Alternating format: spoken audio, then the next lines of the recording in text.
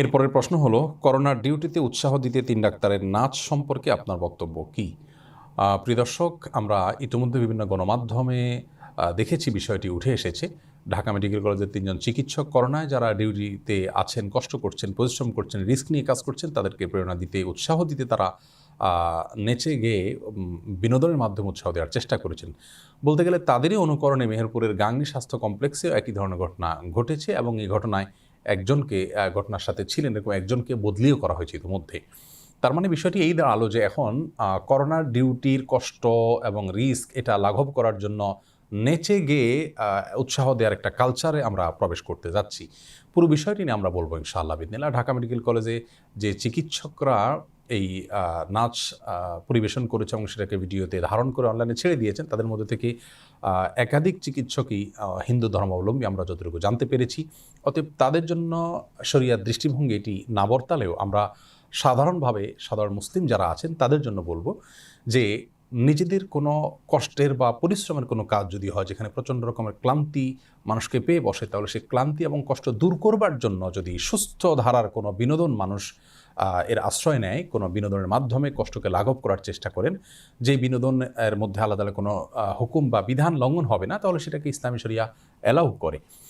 প্রিয় নবী সাল্লাল্লাহু আলাইহি সাল্লাম যখন মসজিদে নবী নির্মাণ হচ্ছিল তখন কিন্তু তিনি সাহাবীদের সাথে কাজে অংশগ্রহণ করেছিলেন এবং খুব কষ্টসাধ্য কাজ ছিল। তিনি পাথর বহন করছিলেন এবং ছন্দের তালে তালে বিভিন্ন ছন্দ আবৃত্তি করে করে সাহাবীদেরকে প্রেরণা দিচ্ছিলেন। তিনিও গেয়েছেন, সাহাবীরাও বিভিন্ন ভালো কথামালা রয়েছে এরকম ছন্দগুলো খালি মুখে তারা আবৃত্তি করছিলেন।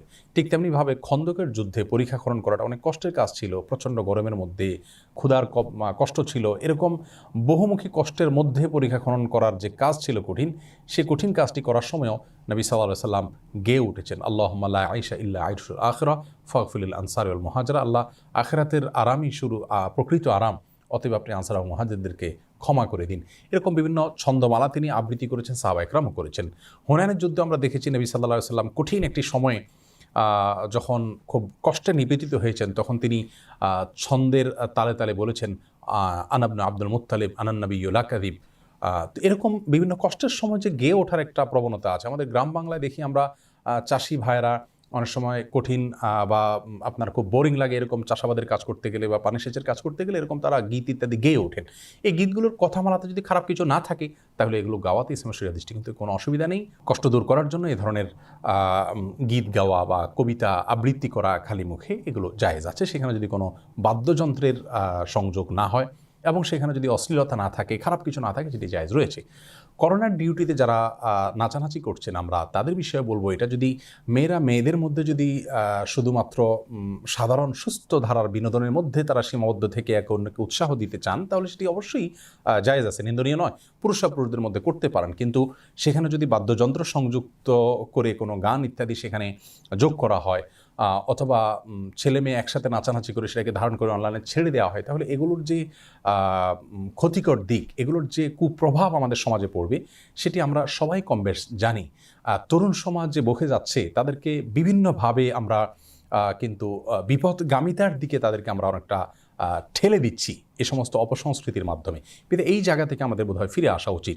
যে সমস্ত চিকিৎসকগণ, নার্সগণ এবং যারা চিকিৎসা সেবার সঙ্গে জড়িত আছেন তারা করোনার এই কঠিন সময়ে যে সেবা দিয়ে যাচ্ছেন, আমরা তাদেরকে বলতে চাই যে আল্লাহ রাব্বুল আলামিনের কাছে আপনারা সওয়াবের আশা করবেন এবং মনে রাখবেন যে এটা চাকরির বাইরেও অত্যন্ত গুরুত্বপূর্ণ একটি ইবাদত এবং মানব সেবা। এর মাধ্যমে আল্লাহ তাআলার সন্তুষ্টি আপনি অর্জন করতে পারেন। সে আশা যদি আল্লাহর কাছে আপনি করেন, ইনশাআল্লাহ বিদিনিল্লাহ আপনার বোরিং অনেকটা দূর হয়ে যাবে, আপনার ভিতরে আস্থা এবং নির্ভরতা আসবে। আর এরকম কঠিন সময়ে আমরা যেরকম সুস্থ বিনোদনের মাধ্যমে কষ্ট লাঘব করার চেষ্টা করতে পারি, সেই সাথে আল্লাহর প্রতি আস্থা এবং ভরসা আমাদের আরও বেশি হওয়া দরকার, আরও বেশি আল্লাহর স্মরণ হওয়া দরকার। কারণ আমি নিজ রিস্কের মধ্যে আছি এবং যারা রোগী রয়েছেন তাদেরকেও আমরা আল্লাহর প্রতি আস্থা যদি দিতে পারি, আল্লাহর প্রতি নির্ভরতা তাদের মধ্যে আনতে পারি, তাহলে ইনশাআল্লাহ মানসিক শক্তি তারা অনেক বেশি পাবেন, যা তাদের সুস্থ হয়ে ওঠার জন্য সহযোগিতা করবে। বিধায় এরকম সময়ে শরিয়ার গণ্ডির মধ্যে থেকে মেয়েরা মেয়েদের মধ্যে, ছেলেরা ছেলেদের মধ্যে যদি খালি গলায় কোনো কিছু গেয়ে ওঠেন অথবা একটু হাসি মুখে থাকার চেষ্টা করেন কষ্ট দূর করবার জন্য, সেটি অবশ্যই জায়েজ আছে, কিন্তু সেটাকে ধারণ করে সোশ্যাল মিডিয়াতে ছড়ায় দেওয়ার মধ্যে কল্যাণ নেই, বহুমুখী ক্ষতি সেখানে আছে। আর নারী পুরুষ একসাথে মিশে এটি করার তো কোনো প্রশ্নই ওঠে না, সেটি সম্পূর্ণ অশ্লীলতা, বেহায়াপনার দিকে আমাদের সমাজকে নিয়ে যাবে।